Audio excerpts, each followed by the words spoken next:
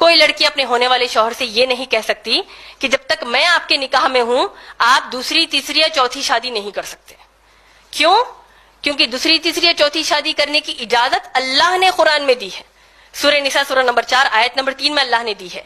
اور مسلمان لڑکی کی یہ شرط قرآن کے خلاف جا رہی ہے. کس حد تک کہ اللہ نے سورہ محمد صلی اللہ علیہ وسلم کی آیت نمبر 9 میں کہا، 7 سے 9 میں کہا کہ یہ لوگ یعنی چند مسلمان ایسے ہیں جو اللہ کی نازل کردہ کتاب یعنی کتاب کے احکامات میں سے چند چیزوں کو ناپسند کرتے ہیں تو اللہ ان کے تمام نیکیوں کو برباد کر دیں گے.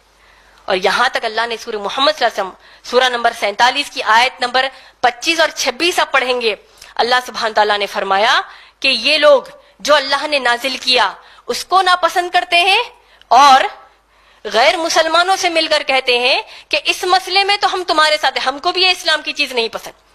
تو اللہ سبحانہ تعالیٰ فرماتے ہیں کہ موت کے فرشتے کیسے ان کی روح قبض کرتے وقت ان کو چہرے پر ان کی پیٹھ پہ مار مار کر ان کی روح کو قبض کریں گے اور کہیں گے کہ کیسے تو نے اس چیز کو پسند کیا جو اللہ کو ناپسند تھی اور اس چیز کو ناپسند کیا جو اللہ کی پسندیدہ چیز تھی. تو ایسی کوئی شرط ہم نہیں رکھ سکتے. اس کے علاوہ صحیح بخاری جلد نمبر 7 حدیث نمبر 5090 میں اللہ کے رسول محمد صلی اللہ علیہ وسلم نے ایک بہت اہم نصیحت نکاح کے تعلق سے کی ہے. وہ کیا ہے کہ کوئی بھی مسلمان مرد نکاح کرنے کے لیے ایک دیندار لڑکی کو چنے گا اور اسی طریقے سے مسلمان لڑکی بھی اگر کسی سے نکاح کرنا چاہے تو کسی دیندار مرد کو چنے گی نکاح کے لیے.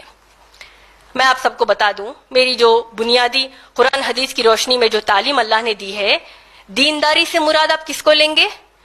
اس کو آپ بنیادی طور پر معاملت داری سے لیں گے. یعنی ہونے والا آپ کا جو شوہر ہے کیا وہ اپنے ماں باپ کے حقوق ادا کرتا ہے کہ نہیں، اس کے ساتھ ساتھ دوسرے رشتہ داروں کا حق ادا کرتا ہے کہ نہیں، حلال کماتا ہے کہ نہیں، اسی طریقے سے وہ خیرات و صدقات کرتا ہے کہ نہیں، رہن سہن میں سادگی پسند ہے یا نہیں. یہ معلومات کریے، نہ کہ یہ معلوم کریے کہ کتنا کماتا ہے، کون سے جہنمی ہیرو کی طرح لگتا ہے، کتنی پراپرٹیاں ہیں. اس کو ترجیح نہ دیجیے. تو ایک بنیادی بات آپ سب کو بتانی تھی. اس کے علاوہ آپ دیکھیے اللہ کے رسول محمد صلی اللہ علیہ وسلم نے جو مہر کے تعلق سے ہم کو بتایا ہے کہ مسلمان عورت کو جو مہر جو اس پر فرض کیا گیا ہے کہ اس کا حق ہے لینا، لیکن ہم کو قرآن حدیث کی تعلیمات سے یہ سکھایا جاتا ہے کہ آپ مہر کو اتنا بڑا چڑھا کر مت لیجئے کہ رشتہ قائم ہونے کے لیے مشکل پیش آ جائے. یہ بھی ایک چیز ضروری تھی. میری تقریر کے دوران جیسے میں نے نکاح کے تعلق سے ولی کی موجودگی کا ذکر کیا تھا، اس میں ایک چیز کو واضح کرنا چاہتی ہوں. وہ یہ ہے کہ ولی قرآن اور حدیث کی روشنی میں اگر کوئی کہے کہ صرف باپ ہوگا لڑکی کا تو یہ بات غلط ہوگی. ولی اس کا باپ ہوگا ٹھیک ہے، لیکن صرف باپ ہونا کہنا یہ قرآن حدیث کی تعلیم سے ہم کو کوئی دلیل نہیں ملتی.